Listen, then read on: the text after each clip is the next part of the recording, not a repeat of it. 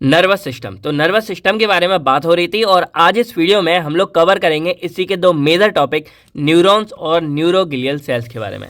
तो न्यूरॉन्स आपको दिख जाएगा। तो ये हमारे लिए इतने इंपॉर्टेंट क्यों है? क्योंकि देखो आपको बताया जो नर्वस सिस्टम है ना, उसका सबसे बेसिक और स्ट्रक्चरल यूनिट हमारी होती है न्यूरॉन। यानी कि सिंपल समझो, जैसे हमारी पूरी की पूरी बॉडी है ना, तो हमारी पूरी बॉडी सेल से मिलकर बनी है।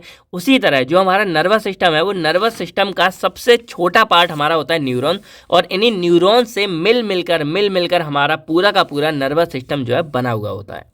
तो इसी न्यूरॉन के बारे में बहुत अच्छे से बात करेंगे कि न्यूरॉन हमारे क्या होते हैं और न्यूरोग्लियल सेल्स क्या होते हैं, और classification and properties of nerve fibre, यानी कि न्यूरॉन की ही क्लासिफिकेशन और उनके प्रॉपर्टीज के बारे में बात करेंगे। तो ये वीडियो आपके होने वाली है बहुत बहुत ज़्यादा इंपॉर्टेंट, और एग्जाम में भी ये क्वेश्चन काफ़ी बार आता है। तो ये वीडियो आपको बहुत बहुत ज़्यादा ध्यान से सुननी है। बाकी मेरा नाम है आकाश कुमार और स्वागत करता हूँ मैं आप सभी के अपने चैनल केयरवेल फार्मा में। तो हमारा सब्जेक्ट रहा था human anatomy and physiology second, B pharmacy second semester, और इसकी जो है यूनिट 1 हमने स्टार्ट कर दी थी। पार्ट 1 आपने नहीं देखा हो जाके चेकआउट कर लेना। ये हमारा पार्ट 2 है, इसमें हम इन दोनों टॉपिक के बारे में बात करेंगे। बाकी जो भी हमारे इंपॉर्टेंट लिंक्स वगैरह हैं सारे आपको इस वीडियो के डिस्क्रिप्शन बॉक्स में मिल जाएगा, और हमारे जो नोट्स रहेंगे हमारी वेबसाइट केयरवेलफार्मा.in पर मिल जाएंगे। और जो इनिशियल नोट्स है, यानी कि तुरंत आपको चाहिए, हमारे टेलीग्राम ग्रुप को आप जाके ज्वाइन करो, वहाँ पर हम अपलोड कर दिया करेंगे। तो चलिए सबसे पहले हम बात करते हैं कि जो पूरा नर्वस सिस्टम है या जो हमारा न्यूरॉन और न्यूरोग्लियल सेल्स एक्चुअल में क्या होते हैं। अब देखो सबसे पहले समझो, हमारा होता है एक नर्वस सिस्टम, ठीक है। और ये मैंने आपको बताया कि जो नर्वस सिस्टम है ना, वो पूरा का पूरा हमारा इस तरह का होता है। यानी कि हमारा ये CNS वाला नर्वस सिस्टम है जो ब्रेन और स्पाइनल कॉर्ड हो गया, और बाकी पूरे इलाके में हमारा PNS वाला होता है। और एक्चुअल में नर्वस सिस्टम होता क्या है, ये हमारा होता है पूरा का पूरा ग्रुप न्यूरॉन्स का। यानी कि न्यूरॉन्स हमारे वो सेल्स हैं, सबसे इनिशियल वाले सेल्स हैं, जिनकर मिलकर हमारा पूरा का पूरा नर्वस सिस्टम बना होता है। तो ये न्यूरॉन्स हमारे होते हैं इस तरह के। और ये न्यूरॉन्स कनेक्ट कैसे होते हैं, मैंने आपको पिछली वीडियो में बताया था कि मान लो ये एक न्यूरॉन है, इसके साथ ये दूसरा है, तीसरा है, चौथा, और इस तरह ये आपस में जो है कनेक्ट रहते हैं। ये न्यूरॉन्स हो गए। तो अब जो नर्वस सिस्टम है ना, उसमें हमारे इस तरह मान लो ढेर सारे न्यूरॉन्स होते हैं, एक अकेला तो होता नहीं है। अब ये न्यूरॉन्स है, इनको संभालेगा कौन, यानी कि सपोर्ट कौन करेगा। यानी कि सिंपल फंडा क्या मान लो, जैसे ये हमारे न्यूरॉन्स है, तो इन्हीं के साथ हमारे यहाँ पर कुछ और सेल्स जुड़े होते हैं। वो क्या करेंगे, वो इन न्यूरॉन्स को एक तो आपस में कनेक्ट करेंगे, और आपस में कनेक्ट करने के अलावा जो ये हमारे न्यूरॉन्स है, ये सेल्स हैं, तो इनको क्या चाहिए, इनको खाने पीने के लिए कुछ क्या चाहिए, फीड चाहिए, यानी कि न्यूट्रिएंट चाहिए, एनर्जी चाहिए, ये सारी चीज़ें चाहिए। तो इनको सपोर्ट करता है और इनको खाने पीने को देता है कौन, हमारा न्यूरोग्लियल सेल, यानी कि न्यूरोग्लियल भी इसको सिंपल बोलते हैं। तो जो न्यूरोग्लिया एक्चुअल में है, वो हमारे सपोर्टिंग सेल होते हैं, जो क्या करेंगे, हमारे न्यूरॉन्स को क्या करेंगे, सपोर्ट कर रहे हैं, न्यूरॉन्स को खाने पीने को दे रहे हैं और न्यूरॉन्स को जिंदा रख रहे हैं। यानी कि अब अगर हम ओवरऑल देखा जाए तो हमारा जो नर्वस सिस्टम है वो दो सेलों से मिलकर बना है। एक हमारे होते हैं न्यूरॉन्स, जो हमारे पूरे के पूरे नर्वस सिस्टम की जान है, हमारी बेसिक और स्ट्रक्चरल यूनिट है, जो पूरे नर्वस सिस्टम का काम संभाल रहे हैं। यानी कि दारोमदार जैसे कंट्रोल करना, कोऑर्डिनेट करना, वो सारा का सारा काम कौन कर रहा है, न्यूरॉन कर रहा है। और एक हमारे सेल होते हैं न्यूरोग्लियल सेल, और ये क्या करते हैं, ये इन न्यूरॉन को संभालते हैं। यानी कि न्यूरॉन हमारे पूरे नर्वस सिस्टम को संभालने का काम कर रहा है, और ये न्यूरोग्लियल जो हमारे सेल है, वो इस न्यूरॉन को संभाल रहे हैं, इस न्यूरॉन को खाने पीने को दे रहे हैं, इसको सपोर्ट कर रहे हैं, इसको आपस में कनेक्ट कर रहे हैं। तो यहाँ पर आप दोनों के बारे में एक बेसिक फंडा तो समझ गए होंगे कि नर्वस सिस्टम हमारा दो सेल से मिलकर बना है, एक न्यूरॉन्स, एक न्यूरोग्लियल सेल। न्यूरॉन्स हमारा मेन जो मतलब यूनिट है, जो पूरे के पूरे नर्वस सिस्टम को संभाल रही है, उसके काम कर रही है, मैसेज को इधर उधर भेजना, बॉडी को कंट्रोल करना, कोऑर्डिनेट करना। और न्यूरोग्लियल सेल हमारे इस न्यूरॉन को एक्चुअल में क्या है, कंट्रोल करते हैं। तो सबसे पहले हम बात करें न्यूरॉन्स के बारे में, देन हम इनके बारे में बात करेंगे। तो न्यूरॉन्स की डेफिनेशन आप समझ गए कि it is the basic structural and functional unit of nervous system. और इसका मेन काम क्या होता है, ये इन्फॉर्मेशन, या इसी को हमने पिछली वीडियो में पढ़ा था इलेक्ट्रिक इम्पल्स या फिर नर्व इम्पल्स बोलते हैं। तो ये क्या करता है, नर्व इम्पल्स या इलेक्ट्रिक इम्पल्स को ट्रांसफर करेगा। कैसे करेगा, एक जगह से दूसरी जगह, यानी कि एक न्यूरॉन से दूसरे में, ठीक है। इसके बाद बात करें तो जो हमारा न्यूरॉन्स है वो कैसे मिलकर बना होता है। तो न्यूरॉन्स बेसिकली हमारा 3 पार्ट से मिलकर बना है, और ये आपको यहाँ स्ट्रक्चर में दिख रहा होगा। तो देखो यहाँ पर मैंने एक स्ट्रक्चर ऐसा बनाया है जिसके अंदर यहाँ पे मैंने मतलब अच्छी खासी लेवलिंग की है। तो अगर आप इसको बना के आते हो, आपको काफ़ी अच्छे मार्क्स मिलेंगे, और देखने में भी थोड़ा ठीक ठाक बन रहा है। बाकी अगर आप लोग चाहते हो कि मैंने ये कैसे बनाया, आप कमेंट करो, मैं आपको बता दूंगा कि आप कैसे स्ट्रक्चर वगैरह डायग्राम बहुत ही ईजी वे में बना सकते हो। अब देखो यहाँ पर सिंपल आपको दिख रहा होगा, तो ये न्यूरॉन जो हमारा है, इसको टोटल हम 3 पार्ट्स में डिवाइड कर सकते हैं।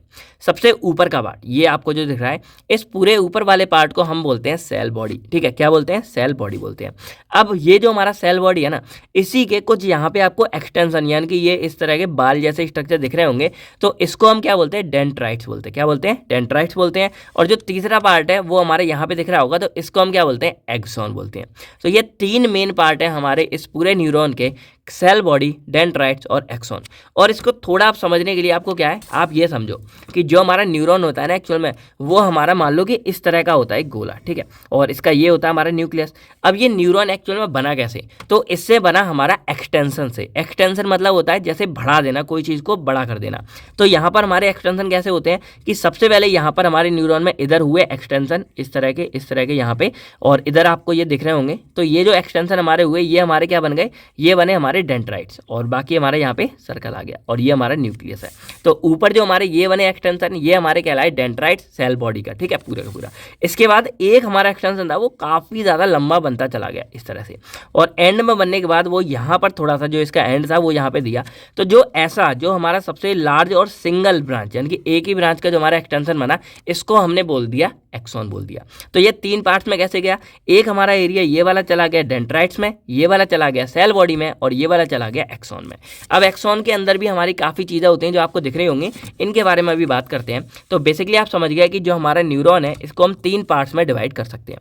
तो डेंड्राइट्स हमारा मेनली क्या करता है, इसके बारे में अभी बात करेंगे, सेल बॉडी, और इसके अंदर ये होता है हमारा न्यूक्लियस, और ये होता है एक्सॉन। अब एक्सॉन में अगर आप ध्यान दोगे, तो अगर इसको देखोगे तो एक्सॉन के ऊपर इस तरह को आपको क्या है, ये कवरिंग दिख रही होगी।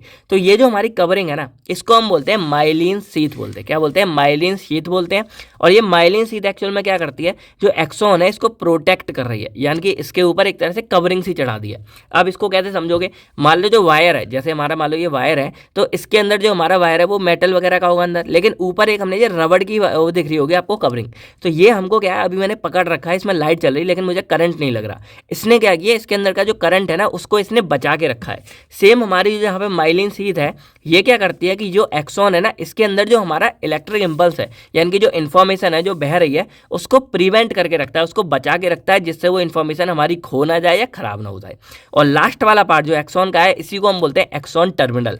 टर्मिनल का मतलब होता है कोई एक एंड आ जाना या एक छोर आ जाना। तो जो एक्सॉन टर्मिनल है वो एक्चुअल में एंड पार्ट होता है हमारा एक्सॉन का, और ये क्या करता है, ये मैसेज को छोड़ता है। अब समझो कि ये पूरा जो हमारा न्यूरॉन है वो एक्चुअल में काम कैसे करेगा।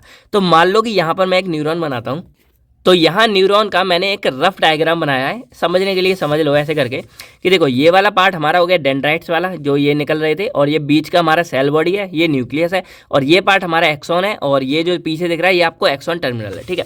अब समझो कि यहाँ पे पूरा फंडा चलता कैसे है। तो जैसे मान लो मैंने बोला कोई भी इन्फॉर्मेशन आती है, जो हमने प्रीवियस वीडियो में देखा कि मान लो आपने क्या किया, यहाँ से कोई गर्म वाले पतीले को छू लिया, यहाँ पे कोई भी गर्म पतीला आपने टच कर लिया, तो यहाँ से ये इन्फॉर्मेशन कि आपने कुछ गर्म, आपको हीट फील होगी, वो इन्फॉर्मेशन हमारी न्यूरॉन में जाती है।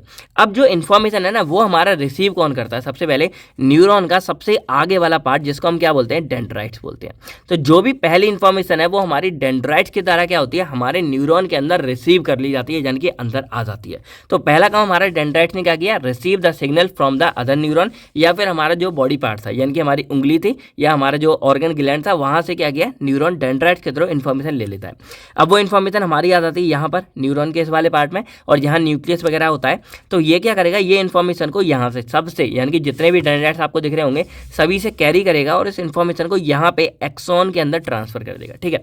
तो पहला काम डेंड्राइट्स ने रिसीव किया, और सेल बॉडी ने क्या किया, उन सबको मतलब कंटेन किया इन्फॉर्मेशन को, और यहाँ पे एक्सॉन के अंदर पास कर दिया। अब जो एक्सॉन थी वो क्या करेगी, वो इन्फॉर्मेशन को बहुत ही संभाल कर, क्योंकि यहाँ से तो रिसीव हुई, यहाँ से संभाल के इसको आगे भेज दिया, ठीक है। और जब आगे भेजेगी तो ये पहुंच जाता है एक्सॉन टर्मिनल के अंदर। और जो एक्सॉन टर्मिनल है ना, इसके अगर आप डिटेल्स में देखोगे तो इसके अंदर हमारे छोटे छोटे इस तरह के थैली टाइप पाई जाती हैं, जैसे हमारे पैकेट होते हैं ना, किसी भी मान लो चिप्स के या किसी के पैकेट, इस तरह के हमारे कुछ पैकेट्स पाए जाते हैं, और इसको हम बोलते हैं वेसिकल्स। और इनके अंदर, यानी कि इन पैकेट्स के अंदर हमारा भरा होता है न्यूरोट्रांसमीटर। क्या भरा होता है, न्यूरोट्रांसमीटर। और ये एक्चुअल में क्या होता है, एक केमिकल मैसेंजर होता है, यानी कि एक तरह से मान लो कोई केमिकल हो गया लिक्विड टाइप का, ठीक है। अब ये क्या करता है, ये यहाँ से इन केमिकलों को रिलीज करेगा, यानी कि जो केमिकल वगैरह है, और ये रिलीज कैसे कर रहा है, इसमें इन्फॉर्मेशन है, यानी कि जो इन्फॉर्मेशन हमारी यहाँ से गई थी ना, वही इन्फॉर्मेशन हमारी यहाँ पे भरी हुई है। अब क्या होगा, ये जो दूसरा वाला न्यूरॉन है, क्योंकि हमारी पूरी बॉडी में न्यूरॉन ही है, यानी कि जो हमारी इन्फॉर्मेशन वाला पार्ट है, नर्वस सिस्टम है, उसमें सब में न्यूरॉन ही है, तो ये जो है ये हमारे क्या करेंगे, यहाँ पे इनका होता है रिसीवर, यानी कि यहाँ पे इनका रिसेप्टर पाया जाता है, ये जाके हमारे इस वाले जो दूसरा न्यूरॉन है इसके डेंड्राइट्स पे जाके कनेक्ट कर जाते हैं, और जो काम इस वाले न्यूरॉन ने किया देन सेम काम हमारा करेगा ये वाला न्यूरॉन। ये सारे इनकी जो केमिकल्स है वो हमारे यहाँ लग जाएंगे, और जो इन्फॉर्मेशन है वो हमारी इस वाले न्यूरॉन के पास पहुँच जाएगी। देन वो सारी इन्फॉर्मेशन हमारी सेल बॉडी में आ जाएगी, सेल बॉडी से हमारी इन्फॉर्मेशन जाएगी एक्सॉन में, और एक्सॉन से हमारी इन्फॉर्मेशन जाती है यहाँ पे एक्सॉन टर्मिनल में, और इससे हमारी न्यूरोट्रांसमीटर के थ्रू वो इन्फॉर्मेशन हमारे अगेन दूसरे वाले यहाँ पे चली जाएगी। तो इस तरह करते करते हमारे ये न्यूरॉन्स के थ्रू ट्रांसफर करेगी, और एंड में जो हमारा CNS है, यानी कि ब्रेन या स्पाइनल कॉर्ड है, वहाँ के न्यूरॉन के पास पहुँच जाती है। और जब CNS के पास पहुँच जाएगी तो CNS के न्यूरॉन क्या करेंगे, इसको एनालाइज करेंगे, और एनालाइज करने के बाद अगेन वो हमारे क्या करेंगे, फिर से इन्हीं के थ्रू, यानी कि यहाँ पे फिर से हमारे ऐसे वाले ये बने होंगे, और ये हमारे डेंड्राइट ये पार्ट है, और इस तरह के हमारे जो न्यूरॉन बने होंगे इसके थ्रू हमारी इन्फॉर्मेशन अगेन जाएगी, और यहाँ जाके जो हमारा हाथ था वहाँ तक वो इन्फॉर्मेशन पहुँच जाएगी कि अब जो अपना हाथ है उसको भाई हटा लो, क्योंकि यहाँ पे भाई ये आपके लिए खतरा है। तो इस तरह हमारा जो ट्रांसफ़र है पूरा का पूरा वो इस तरह चलता रहता है। डेंड्राइट्स रिसीव करेंगे, सेल बॉडी इसको पूरा इकट्ठा करके एक्सॉन के पास करेगी, एक्सॉन के थ्रू वो एक्सॉन टर्मिनल में जाएंगे, और यहाँ से वो दूसरे न्यूरॉन के पास ट्रांसफ़र हो जाते हैं। तो अब आप यहाँ पे पूरा इसके बारे में समझ गए। अब यहाँ पे एक चीज़ आपको और दिख रही है, यहाँ पे अगर आप ध्यान दोगे ये आपको माइलिन शीथ दिख रही है। अब बोलोगे सर इसका काम क्या है, तो एक तो काम ये था कि देखो जो इन्फॉर्मेशन हमारी यहाँ जा रही थी इसको प्रिवेंट कर रही थी, बचा के खराब ना हो। दूसरा क्या था कि अगर मान लो बहुत ही क्विक रिस्पॉन्स हमको चाहिए, जल्दी चाहिए, तो वो इन्फॉर्मेशन हमारी क्या करेगी, जैसे इस जगह पे आई ना एक्सॉन में, यहाँ से तुरंत हमारी इधर चली जाएगी, इधर से इधर चली जाएगी, इधर से इधर, इधर से इधर, तो इस तरह जंप करेगी। और जंप करने की वजह से क्या है, इतना उसने एरिया क्या है पास कर दिया, और यहाँ पर क्या हो जाएगी, उसकी स्पीड अप हो जाएगी, यानी कि इन्फॉर्मेशन हमारी और क्विक और सेकंड में जाएगी। ठीक है, तो माइलिन शीथ का एक काम तो होता है कि प्रिवेंट करना, दूसरा काम क्या होता है, ये हमारा क्या करेगा, स्पीड अप कर देगा, हमारी जो ट्रांसफर हो रही थी यहाँ पे इम्पल्स या इन्फॉर्मेशन उसको क्या कर देगा, स्पीड अप कर देता है। तो माइलिन शीथ का एक काम ये भी था। तो आई होप आपको वैसे तो सभी का काम यहाँ समझ आ गया होगा, dendrite, cell body, nucleus, axon, myelin sheath और एक्सॉन टर्मिनल का।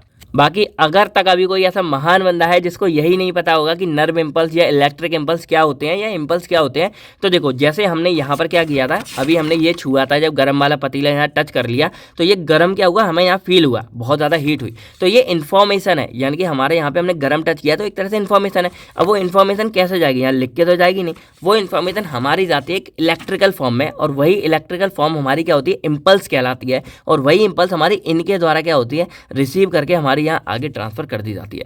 तो जो इन्फॉर्मेशन है एक्चुअल में हमें कोई काम करना है, हमें कोई चेंज करना है, वही इन्फॉर्मेशन को हम यहाँ पे इलेक्ट्रिक इम्पल्स या नर्व इम्पल्स वगैरह यहाँ पे बोल देते हैं। नर्व इम्पल्स क्योंकि ये न्यूरॉन्स के अंदर हो रही है, और न्यूरॉन्स को ही हम नर्व बोलते हैं।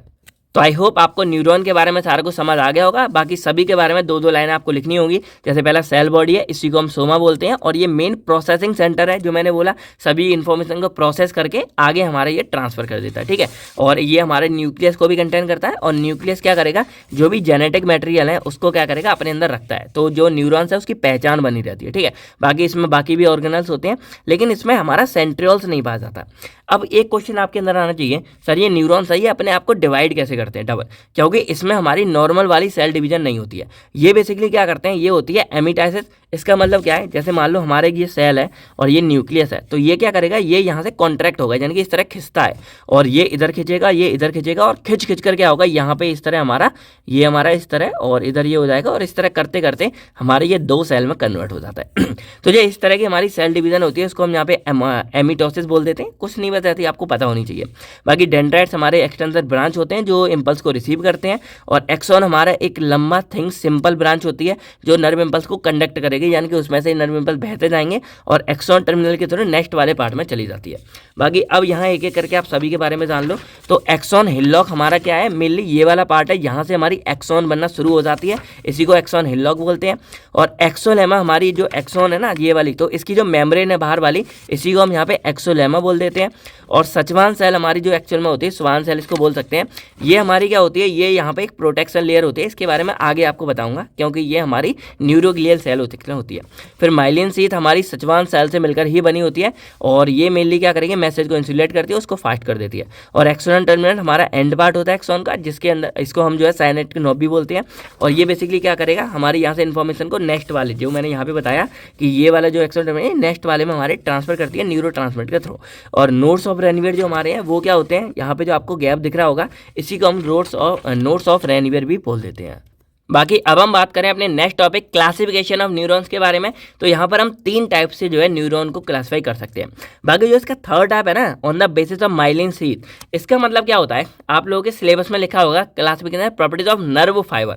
तो जैसे यहाँ पे जो हमारा एक्सॉन वाला पार्ट है ना, इसी को हम नर्व फाइबर भी बोलते हैं। यहाँ पे क्या है, it is also known as nerve fibre. और इसके बेस पर हम क्लासिफाई करें तो यहाँ पे मैंने आपको बताया कि जो हमारा एक्सॉन है इसके ऊपर आपको जो है माइलिन शीथ देखने को मिलती है, जो ये वाली हमारी, ठीक है। अब यहाँ पर कुछ हमारे इस तरह के भी यहाँ पे न्यूरॉन आते हैं जिसके ऊपर आपको ये वाली शीथ लगी हुई नहीं मिलेगी। तो जिसके ऊपर शीथ लगी होती है उसको हम माइलिन शीथ बोलते हैं और जिसके ऊपर नहीं लगी होती है उसको हम नॉन माइलिनेटेड वाले बोलते हैं। तो अगर आपको मेनली बोला जाए क्लास के अंदर बेसिस ऑन नर्व फाइबर, तो आपको ये वाली बहुत इंपॉर्टेंट है, इसको तो लिखकर आना ही आना पड़ेगा। तो बेसिकली हम 3 तरीके से अपने न्यूरॉन को यहाँ पे क्लासिफाई कर सकते हैं। पहला हमारा होता है on the basis of function, यानी कि जो ये काम करते हैं उनके बेसिस पे। सेकंड हम उनके स्ट्रक्चर के बेस पे और थर्ड हम उसके माइलिन शीथ के बेस पे क्लासिफाई कर सकते हैं। चलिए एक एक करके सबके बारे में बात करते हैं। अब देखो यहाँ पे on the basis of function देखा जाए तो 3 टाइप से हम यहाँ डिवाइड कर सकते हैं। एक हमारा होता है सेंसरी न्यूरॉन, एक होता है मोटर और एक होता है इंटर न्यूरॉन। तो ये मैंने आपको पहले ही बता दिया कि सेंसरी वाले क्या होते हैं, जैसे यहाँ पर हमारी जो इन्फॉर्मेशन थी, जो इन्फॉर्मेशन हमारी यहाँ से होती हुई हमारी CNS के पास जा रही थी, यहाँ से इन्फॉर्मेशन हमारी CNS के पास जा रही थी। तो ये वाले जो न्यूरॉन्स हैं जो इन्फॉर्मेशन CNS के पास पहुँचा रहे हैं, इनको हम बोलते हैं सेंसरी वाले, क्योंकि हमारे अब दिमाग के पास इन्फॉर्मेशन चली गई। और मोटर वाली, अब जो इन्फॉर्मेशन हमारी दिमाग से यानी कि CNS से वापस आ रही है हमारी पूरी बॉडी के लिए, यानी कि बॉडी को काम कराने के लिए, उसको हम यहाँ पर मोटर न्यूरॉन्स बोलते हैं। यानी कि ये हमारे होते हैं जो CNS से बाकी सेंसरी ऑर्गन्स के पास आती है, ठीक है।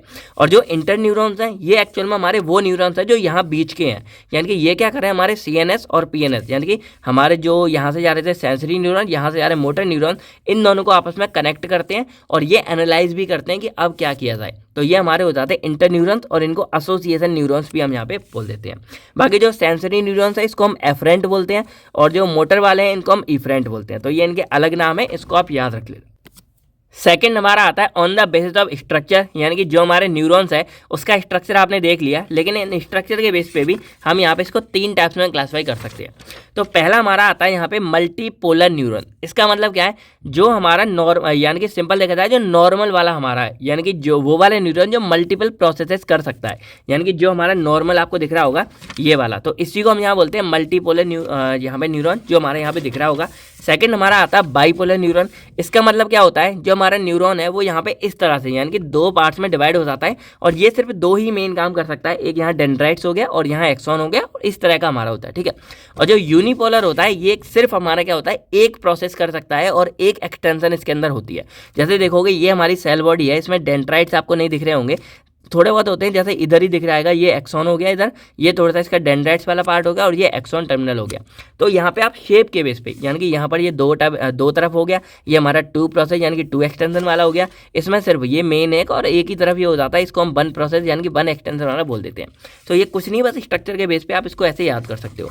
और तीसरा हमारा होता है on the basis of myelin sheath. तो ये तो मैंने आपको बता दिया कि जो न्यूरॉन जिनके ऊपर हमारी माइलिन शीथ प्रेजेंट होती है वो हमारे होते हैं माइलिनेटेड न्यूरॉन्स, और ये मेनली हमारे नॉर्मल वाले होते हैं और ये हमारे हाई और फास्ट होते हैं। यानी कि जैसे मैंने आपको बताया कि हमारे जहाँ पे ये माइलिन शीथ है ये काम क्या करेगी, हमारा मैसेज यहाँ जंप कर करके काफ़ी ज़्यादा फास्ट हो जाता है, तो वो हमारा माइलिन शीथ वाला कर देता है। जो हमारे नॉन माइलिनेटेड होते हैं इसमें हमारी क्या होती है, बेसिकली माइलिन शीथ प्रेजेंट नहीं होती है, और इससे क्या होता है, हमारा जो इलेक्ट्रिक इम्पल्स है यानी कि जो नर्व इम्पल्स है वो हमारा स्लो होता है माइलिनेटेड के अपेक्षा, यानी कि इस वाले से हमारा इसमें क्या होगा, स्लो होता है, ठीक है। बाकी यहाँ पे हमारा श्वान सेल यहाँ पे हमारा प्रेजेंट होता है जो मैसेज वगैरह को प्रिवेंट करता है। अब हम इसमें बात करते हैं प्रॉपर्टीज ऑफ न्यूरॉन्स के बारे में। तो देखो न्यूरॉन्स जो हमारा है, वैसे तो आपको इसके सारे ही फंक्शन पता चल गए, पर बेसिकली हमारे यहाँ 5 प्रॉपर्टीज है जिसको हम यहाँ पढ़ेंगे। पहली हमारी आती है एक्साइटेबिलिटी, और इसी को हम जो है इरिटेबिलिटी भी बोलते हैं। अब इसका मतलब क्या होता है, अभी देखो यहाँ मैंने क्या बोला कि न्यूरॉन हमारा क्या करेगा, यहाँ पे क्या करेगा, इन्फॉर्मेशन को आगे भेजता है। तो एक्साइटेबिलिटी का मतलब क्या होता है कि जैसे ही कोई भी इंपल्स आया, मान लो हमारा हाथ किसी गर्म चीज़ पे टकराया या कुछ भी हुआ, तुरंत हमारे क्या करेंगे, न्यूरॉन्स उस चीज़ को फील करेंगे और फील करने के बाद एक्टिवेट हो जाते हैं और हमको आगे जो इन्फॉर्मेशन है उसको पास करके इफेक्ट दिखाते हैं। तो यही है कि एक्साइटेबिलिटी का मतलब क्या है कि ये हमारी एक न्यूरॉन की एबिलिटी होती है कि वो स्टिमुलाई, यानी कि एक स्टिमुलाई का मतलब होता है कोई भी ट्रिगर्ड पॉइंट, यानी कि कोई ऐसा पॉइंट जिसकी वजह से हमारा ये सिस्टम चालू हो जाए। तो यहाँ पे हमारा सिस्टम क्या था कि हमने वो गर्म चीज़ यहाँ पे फील की, गर्म वो पकड़ लिया, तो वहाँ से हमारा ये जो है एक्साइटेड हो जाता है। तो यही होती है हमारी न्यूरॉन की सबसे मेजर प्रॉपर्टी, ठीक है। सेकंड हमारी होती है कंडक्टिविटी। तो सेकंड क्या है कि अब अगर इसने इन्फॉर्मेशन यहाँ पे क्या किया, स्टिमुलस हो गया, एक्साइटेड हो गया, तो ये आगे इन्फॉर्मेशन को भेज भी सकता है। यानी कि ये कंडक्टिविटी का मतलब क्या होता है, आपने सुना होगा ये गुड कंडक्टर है, मतलब इसमें इलेक्ट्रिसिटी फ्लो हो सकती है। तो न्यूरॉन का क्या है कि ये इंपल्स को आगे फ्लो करा सकता है, आगे भेज सकता है, तो ये इसकी कंडक्टिविटी है। थर्ड हमारी होती है सिक्रीशन, यानी कि अब यहाँ तक इन्फॉर्मेशन चली गई तो लास्ट जो एक्सॉन टर्मिनल है ये क्या करता है, न्यूरो ट्रांसमीटर को रिलीज करके ये इन्फॉर्मेशन को दूसरे न्यूरो ट्रांसमीटर में, दूसरे न्यूरॉन में भेज सकता है। तो वो हमारी सिक्रीशन की पावर इसमें भी होती है।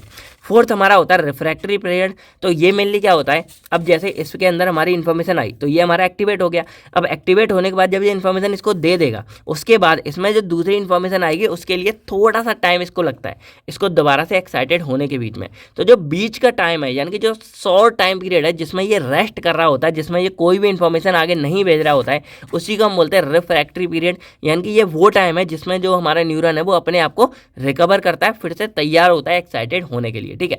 तो जो बीच का गैप है जिसमें वो कुछ नहीं कर रहा होता उसको हम रिफ्रैक्टिव पीरियड बोल देते हैं। और एक हमारा होता है ऑल और नन लो।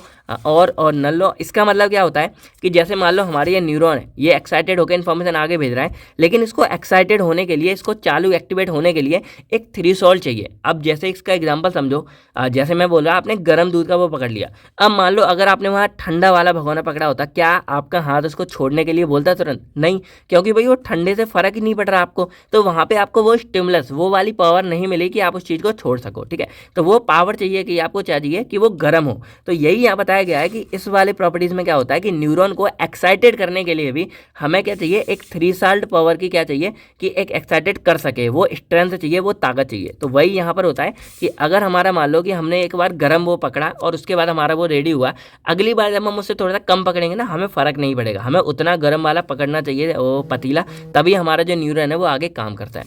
तो सिंपल हमारा इसमें क्या है कि एक्साइटेड होने के लिए उसको एक पर्टिकुलर थ्रेशोल्ड की स्ट्रेंथ चाहिए ही चाहिए होती है, ठीक है, तब हमारा कोई भी सिस्टम है वो एक्टिवेट होता है। तो ये 5 प्रॉपर्टीज हैं। शॉर्ट एक्साइटेबिलिटी, हमारा जो स्टिमुलस आया उसको रिस्पॉन्ड करेगा। कंडक्टिविटी, हमारा उसको आगे भेजेगा जो इन्फॉर्मेशन मैसेज है। सिक्रीशन, हमारी जो इन्फॉर्मेशन है वो दूसरे न्यूरॉन में भेजेगा न्यूरो ट्रांसमीटर रिलीज करके। और रिफ्रैक्टिवनेस, जो बीच का टाइम जिसमें हमारा वो न्यूरॉन रेस्ट करता है एक तरह से। और ऑल ऑफ नाउ, यानी कि अब उसको एक्साइटेड होने के लिए क्या चाहिए, फिर से उतना ही थ्रेशोल्ड की पावर चाहिए, यानी कि उससे उसके कम स्टिमुलस मिलेगा तो वो एक्साइटेड नहीं होगा। तो यही थी मेरे लिए हमारी कुछ प्रॉपर्टीज न्यूरॉन्स की। अब हमारा आता है second most important topic, neuroglial sales के बारे में। तो देखो, इसके बारे में मैंने आपको ये तो बता दिया कि जो हमारे न्यूरॉन्स है ना, उनको संभालने का, उनको प्रोटेक्शन प्रोवाइड करा, उनको सपोर्ट सिस्टम है एक तरह से कौन, हमारा न्यूरोग्लियल सेल। न्यूरॉन हमारा मेन फंक्शन है जो सारे काम करता है, आपने देख लिया कौन से काम। और जो हमारा ये है न्यूरोग्लियल सेल है वो इस न्यूरॉन को संभालने का काम करते हैं, ठीक है। तो बेसिकली देखा जाए तो न्यूरोग्लियल सेल को हम एक तो न्यूरोग्लिया बोल देते हैं सिंपल, या इसको ग्लियल सेल भी बोल देते हैं। और अगर इसका मतलब निकाला जाए तो देखो, न्यूरोग्लियल को हम 2 वर्ड में तोड़ सकते हैं। एक हमारा आ गया वर्ड न्यूरो, जिसका मतलब होता है न्यूरॉन, और ग्लियल का मतलब होता है ग्लू। एक तरह से देखा जाए तो न्यूरॉन को चिपकाने वाला, न्यूरॉन को ग्लू मतलब होता है चिपकाना, जो हमारी गम होती है। तो एक तरह से न्यूरॉन को आपस में अटैच करके रखते हैं, उनको सपोर्ट करके रखते हैं। तो these are the supporting cell of neuron. Neurons के हमारे सपोर्टिंग सेल्स होते हैं जो हमारे न्यूरॉन्स को मैकेनिकल और मेटाबॉलिक सपोर्ट प्रोवाइड करते हैं, यानी कि न्यूट्रिशन वगैरह भी प्रोवाइड कर रही हैं, और उसको स्टेबल बना के, यानी कि मैकेनिकल मतलब होता है उसको उसी जगह पे फिट रखते हैं, उसको संभालते हैं। सारा काम हमारा कौन कर रहे हैं, न्यूरोग्लियल सेल कर रहे हैं। उसके बाद अगर देखा जाए, लगभग जो हमारे जितने भी नर्व सेल है ना न्यूरॉन, उससे लगभग 10 गुना ज़्यादा होते हैं हमारे ये न्यूरोग्लियल सेल, क्योंकि तभी ये हमारे सारे न्यूरॉन्स को क्या चिपका के और संभाल के रखते हैं। अब हम बात करते हैं क्लासिफिकेशन ऑफ न्यूरोग्लियल सेल्स के बारे में।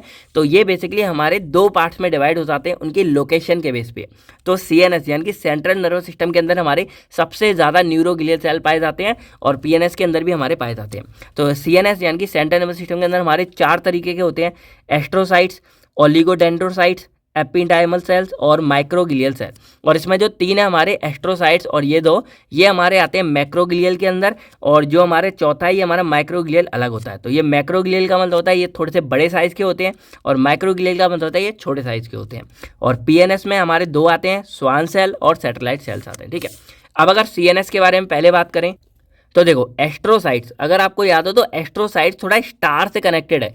तो एस्ट्रोसाइट्स एक्चुअल में हमारे वो सेल्स होते हैं जो क्या होते हैं, स्टार शेप की होते हैं, थोड़े से इस तरह आपको देखने को लग जाएंगे। और ये बेसिकली क्या करेंगे, हमारे जो ब्रेन होता है ना उसकी जो कैपिलरी ब्लड कैपिलरी वगैरह है और जो हमारे न्यूरॉन्स हैं उनको आपस में कनेक्ट करता है। यानी कि हमारे जो ब्लड कैपिलरी है उससे कनेक्ट कर रहा है हमारे न्यूरॉन्स को, कौन, एस्ट्रोसाइट्स वाले। ठीक है, बाकी अगर कोई टॉक्सिन वगैरह हो गया या कोई जहर हो गया, कोई खतरनाक चीज़ हो गई, उनको प्रिवेंट करता है कि वो हमारे ब्रेन के नर्वस सिस्टम वगैरह में आके ना घुस पाए, तो उससे बचाता है हमारा एस्ट्रोसाइट। यानी कि एस्ट्रोसाइट्स एक्चुअल में मैकेनिकल मेटाबॉलिक सपोर्ट है और ये हमारे प्रिवेंट भी करते हैं हमारे न्यूरॉन्स को खराब होने से, उनको प्रिवेंट करते हैं बाहर की चीज़ों से। सेकंड हमारे आते हैं ओलिगोडेंड्रोसाइट्स। तो ये बेसिकली क्या होते हैं, ये हमारे इस तरह के रो में लगे होते हैं। यानी कि ये हमारा सिंगल इस तरह दिख रहा होगा और यही वाला पार्ट हमारा किसी न्यूरॉन को कनेक्ट करेगा, यानी कि जुड़ जाएगा। अब ओलिगोडेंड्रोसाइट्स क्या है, ये हमारे इस तरह आपको दिख रहे होंगे जैसे इन रो में होते हैं, 1 2 3 लगातार। और ये भी हमारे जो न्यूरॉन का एक्सॉन वाला पार्ट होता है ना उस पर जाके हमारे ये इस तरह से अटैच हो जाते हैं। ठीक है, बाकी ये हमारे क्या होते हैं, मेनली ब्रेन और स्पाइनल कॉर्ड के वाले पार्ट को जाके कनेक्ट करते हैं। फिर हमारे थर्ड आते हैं एपिडाइमल सेल। तो ये बेसिकली हमारे क्यू शेप्ड के सेल होते हैं जो आपको इस तरह के दिख जाएंगे और इनका ये वाला पार्ट है, ये जाके हमारा पूरा करेगा। तो ये क्या करेगा, जो हमारा ब्रेन है, वेंट्रिकल्स हो गए, जो स्पाइनल कॉर्ड हो गए, उसकी जो लाइनिंग्स है यानी कि लाइन वाला जो पार्ट होगा, किनारे किनारे के पार्ट होते हैं, उसको ये फॉर्म करता है हमारा। बाकी ये कॉलमनार एपिथेलियल होता है, क्योंकि देखो कॉलम की तरह हमारा ये ऊपर होता है। बाकी जो हमारा सेरिबो स्पाइनल फ्लूइड होता है एक सीएसएफ ब्रेन के अंदर, उसको भी प्रोड्यूस करता है कौन, हमारा एपिडाइमल सेल। ठीक है, इसके बाद बात करें हमारा एक चौथा आता है, क्योंकि ये तीनों हमारे थोड़े से बड़े साइज के थे। लास्ट हमारा आता है माइक्रोग्लियल सेल। तो ये हमारा स्मॉलेस्ट होता है, यानी कि ये हमारा छोटा होता है और ये मोनोसाइट से ड्राइव किया जाता है। ठीक है, अब ये हमारे पूरे सीएनएस में पाया जाता है और इसका सबसे मेजर काम क्या होता है, हमारा जो सेंट्रल नर्वस सिस्टम है उसके अंदर कोई भी हमारे न्यूरॉन वगैरह कहीं पर कोई अगर बैक्टीरिया आ गया है या कोई सेल डेब्रिस है, सेल डेब्रिस मतलब होता है कोई सेल मर गया और उसकी जो गंदगी है, वेस्टेज है, उसको क्या करेगा, ये रिमूव करेगा। फैगोसाइटोसिस मतलब होता है उसको खा लेगा और उसको खत्म करता है। तो मेनली ये हमारे जो भी बैक्टीरिया वायरस वगैरह होता है उसको मारने का काम करता है हमारा माइक्रोग्लियल सेल। तो इस तरह से ये प्रोटेक्शन भी प्रोवाइड कर रहा है, यहाँ पे आपको देखने को मिल जाएगा। अब हमारे आते हैं यहाँ पे 2 सेल जो हमारे पीएनएस के अंदर आते हैं, पेरिफेरल नर्वस सिस्टम के अंदर। इसमें हमारा एक आता है स्वान सेल, एक होता है सैटेलाइट सेल। अब इसका मेनली मतलब क्या है, देखो स्वान सेल मेनली क्या करता है, ये हमारा एक सपोर्टिंग सिस्टम होता है पूरा का पूरा। और ये जो माइलिन शीथ होती है, यानी कि अब जैसे मैं आपको अगर दिखाऊं यहाँ पे, तो जो हमारा न्यूरॉन था, तो न्यूरॉन के अंदर जैसे आपको दिख रहा होगा ये माइलिन शीथ है।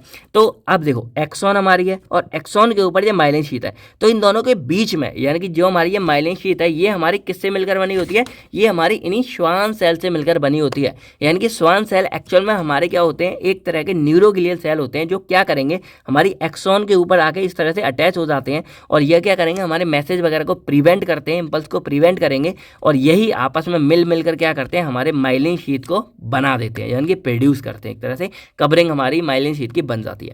तो स्वान सेल हमारे बहुत इंपॉर्टेंट है। और मैंने आपको क्या बताया कि कुछ हमारे ऐसे भी न्यूरॉन होते हैं जिसके अंदर आपको ये नहीं दिखेगी, यानी कि जिसके अंदर आपको ये माइलिन शीथ नहीं दिखेगी। अब उसके अंदर अगर माइलिन शीथ नहीं है तो कैसे प्रिवेंट रहेगा, तो उसमें जो एक्सॉन होती है उसके ऊपर हमारे जो स्वान सेल यही वाले ना, यही उसको प्रिवेंट करके रखते हैं। यानी कि मेन हमारा एक्सॉन के ऊपर ही ये स्वान सेल आ जाते हैं और यही स्वान सेल मिलकर हमारे माइलिन शीथ भी बना देते हैं। अब हमारे इसमें आखिरी सेल आता है सैटेलाइट सेल। तो ये बेसिकली भी हमारा छोटा होता है और ये क्या करेगा, हमारे जो न्यूरॉन के आस पड़ोस की जो खाली जगह होती हैं वहाँ पर जाके क्या करेगा, उस जगह को फिल करता है और हमारे न्यूरॉन को प्रोटेक्शन प्रोवाइड करता है। तो ये हमारा होता है नॉर्मली सैटेलाइट सेल। अब हमारा लास्ट टॉपिक आता है फंक्शंस ऑफ न्यूरोग्लियल सेल। तो ये बेसिकली आपको बताया कि जो हमारे न्यूरोग्लियल सेल हैं ये बेसिकली क्या काम करते हैं। तो एक तो ये हमारे सपोर्ट प्रोवाइड करते हैं हमारे न्यूरॉन्स को पूरा मैकेनिकल, और ये डेफिनेशन में आपको मिल ही जाएगा, मैकेनिकल मेटाबॉलिक, ये पूरी सपोर्ट प्रोवाइड करते हैं। इसके अलावा ये जो फॉरेन मटेरियल या सेल डेब्रिस है जो यहाँ पर ये था, इन सबको क्या करेंगे, खाने का काम करते हैं, खत्म करेंगे। उसके बाद ये हमारे सभी को न्यूट्रिशन प्रोवाइड करते हैं और हमारे न्यूरॉन को प्रोटेक्शन, जैसे ये भी प्रोटेक्ट कर रहा है, ये भी प्रोटेक्ट कर रहा है, ये भी कर रहा है। तो ये एक तो हमारे पूरा न्यूट्रिशन प्रोवाइड कर रहे हैं हैं न्यूरॉन्स को और प्रोटेक्शन भी प्रोवाइड करते हैं। साथ में कुछ हमारे जो स्वान सेल हैं जैसे, तो ये हमारे माइलिन शीथ वगैरह को फॉर्म करवाते हैं। तो ये हमारे कुछ फंक्शंस हैं, हमने 4-5 ही बहुत है आपके लिए। तो ये वाला हमारा जो टॉपिक है न्यूरोग्लियल वाला, ये कम आता है, लेकिन जो न्यूरॉन्स वाला हमारा मेन था ये हमारा काफ़ी ज़्यादा लॉन्ग में आ जाता है। तो इसका स्ट्रक्चर वगैरह डायग्राम भी आपको सब अच्छे से आना चाहिए, ठीक है। तो आई होप आपको ये अच्छे से समझ आ गया होगा। तो अब आपको जो है कमेंट सेक्शन में न्यूरॉन्स की डेफिनेशन लिखकर बतानी है। बाकी आपको वीडियो कैसी लगी भाई कमेंट करके जरूर बताओ। बाकी इस वीडियो को शेयर करो दोस्तों के साथ और बता दो सारा कुछ आ चुका है। तो मैं मिलता हूँ आपसे बहुत जल्द नेक्स्ट वीडियो में, जिसमें हम बात करेंगे अपने next topic electrophysiology, action potential और इनके बारे में। देन हम CNS के बारे में भी बात करेंगे। तो तब तक के लिए जय हिंद दोस्तों।